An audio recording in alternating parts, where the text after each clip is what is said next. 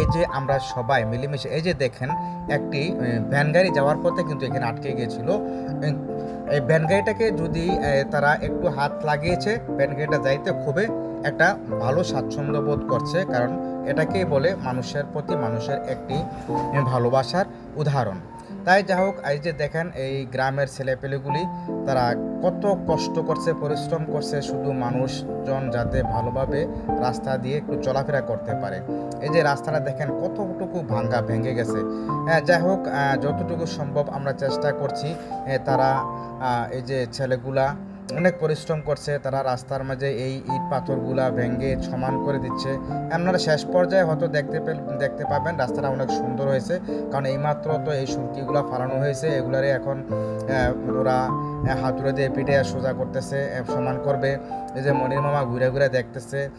তারপরে এই যে মানে এভাবে অর্থাৎ এই রাস্তাটা সুন্দরভাবে যাতে গাড়ি চলাচল করতে পারে সে উপযোগী করার চেষ্টা করছে, রিপেয়ারিং কাজ চলতেছে। তো এভাবে কিন্তু রিপেয়ারিং কাজগুলা করতে হয়, সুন্দরভাবে করে কিন্তু দিতে হয়।